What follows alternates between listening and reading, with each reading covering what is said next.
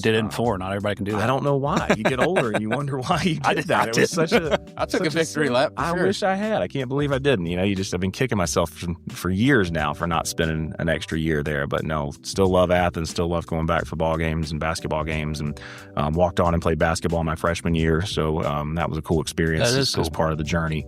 But yeah, no, big I time. heard Dave Bliss is coaching somewhere. No, he just won with the Thunder. That's He's right. been with the Thunder That's for a right. while. That's He was right. player That's development, right. bench coach. So he played with him. Yeah, That's very cool. Dave was the center on the team I played with.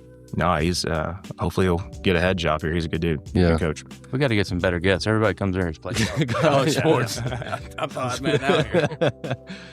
So, did you go straight to med school, or did you? So I did, yeah. So I ended up going to a Caribbean med school. Nice. Again, everybody's got an interesting path, and this goes back to like, why didn't you take a victory lap? It's like I was just like, it's going to be a long road. Well, you knew you wanted to be a doctor as a kid. Ninth grade. Yeah. I So like remember. Christopher and I had already been playing basketball together, but when I knew, like I quit football, I remember Mom and Coach Hudson getting into it because he was giving her grief about me saying I wasn't going to play football anymore. Right. And my mom in ninth grade said, well, Matt says he's going to medical school, so I don't care what sport he plays. So I've known since ninth grade that's kind of was the end game. And knowing it was a long path, it was like, let's get into med school because that's going to be 4 years. And I had some trouble getting in this or that. Thought I had good shots here. It didn't work. And was like, what other options do I have? My roommate at the time was in the same boat. He decided to sit out a year and circle back and went to Mercer. I wasn't that patient. So what are my other options? And found a Caribbean program that worked out well for me. So that was another adventure. And, we just talked about being a kid growing up in the lake in Forsyth County is it's a little spoiled and not a lot of life experience there. Going to a Caribbean medical program, a lot of life experience there.